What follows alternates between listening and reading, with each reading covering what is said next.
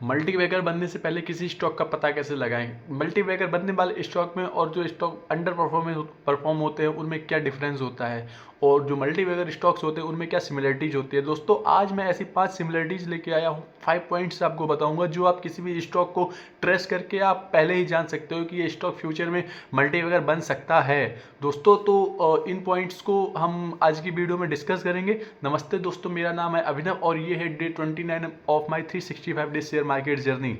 तो दोस्तों उन 5 पॉइंट्स को हम एक एक करके डिस्कस करते हैं। दोस्तों उनमें सबसे पहला पॉइंट है वो है सेल्स ग्रोथ। जो एक अच्छी कंपनी होगी, कंपनी जिसका बेस स्ट्रांग होगा, उसकी सेल्स हर पर ईयर उसका जो ग्राफ होगा वो अपवर्ड होगा, है ना, डाउन साइड नहीं होगा। तो इस आपको मैंने स्क्रीनर पे सेल्स ग्रोथ, सेल्स प्रॉफिट और प्रमोटर्स ये सारी चीज़ देखना बताई है ना, तो आप वहाँ पे जाके चेक कर सकते हो दोस्तों। और आपको उसमें 5 से 10 साल का जो उसका जो डेटा है ना वो पॉजिटिव दिखना चाहिए। इसके अलावा जो दूसरा पॉइंट होता है प्रॉफिट। कंपनी अगर केवल सेल्स ग्रोथ ही कर रही है लेकिन प्रॉफिट नहीं बन रहा है, इसका सीधा सा मतलब है कि कंपनी पैसा बचा नहीं पा रही है। लेकिन अब आप एक बात बताइए कि अगर कंपनी पैसा नहीं बचा पा रही है तो फिर जब बुरा वक्त आएगा उसमें कैसे सर्वाइव कर पाएगी। तो सेल्स ग्रोथ के साथ प्रॉफिट भी पॉजिटिव होना चाहिए और प्रॉफिट भी लगातार कंटिन्यूस इंक्रीजिंग होना चाहिए। तो दोस्तों अब तीसरा पॉइंट जो है वो कि बहुत ही सिंपल है, आरओई और आरओसीई। आरओई और आरओसीई को भी 10 से 20 के बीच में होना चाहिए। तो दोस्तों अगर ये अच्छा पॉजिटिव है तो इसका मतलब ये है कि कंपनी अपने इन्वेस्टर्स को एक अच्छा रिटर्न दे रही है, अपने खुद के पैसे को, जो उसका खुद का पैसा है उसको अच्छी तरह से घुमा पा रही है, काफ़ी अच्छा उसके फ़ायदे निकाल पा रही है, उसको पूरा यूज कर पा रही है। तो ये 3 पॉइंट हो गए दोस्तों। इसके अलावा दोस्तों चौथा पॉइंट है डेप्ट।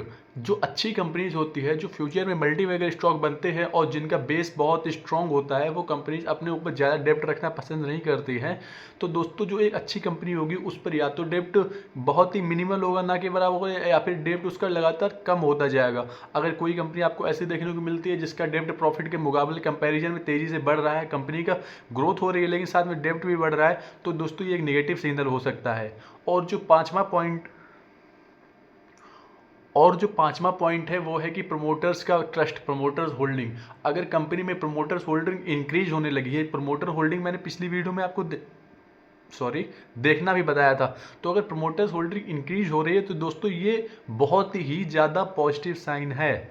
और अगर प्रमोटर होल्डिंग इंक्रीज नहीं हो रही है तो कम से कम रुकी हुई है, होल्ड है, प्रमोटर्स ने अपना जो हिस्सा है वो होल्ड कर रखा है, ये भी एक बहुत ही पॉजिटिव साइन है। 50% से ज़्यादा तो प्रमोटर होल्डिंग होनी ही चाहिए किसी स्टॉक में, उसको अच्छा कहने के लिए। तो दोस्तों ये 5 पॉइंट्स थे। अगर इनमें से 3 पॉइंट भी आपको किसी कंपनी में मिल जाते हैं तो आप उसको फ्यूचर के लिए रख सकते हो कि भाई इसमें इन्वेस्ट करने की सोची जा सकती है। लेकिन अगर इसमें से पाँचों पॉइंट मिलते हैं तो आप समझ लीजिए दोस्तों एक बहुत ही अच्छा चांस है, आप उस कंपनी में इन्वेस्ट कर सकते हो और ये फ्यूचर का मल्टीबैगर स्टॉक साबित हो सकता है। और अगर मल्टीबैगर नहीं है तो रिटर्न तो काफ़ी अच्छा देगा ही। तो दोस्तों आज की वीडियो में इतना ही। आई होप कि आपको वीडियो बहुत अच्छी लगी होगी और आपको बहुत कुछ सीखने को मिला होगा। आप एक काम किया कीजिए, अगर आप चाहें तो आप एक डायरी इसकी बना लीजिए 365 डेज जर्नी करके, और उसमें सारी चीज़ें ट्रैक किया कीजिए। अगर आपको कोई सवाल हो तो आप कमेंट में पूछ सकते हो।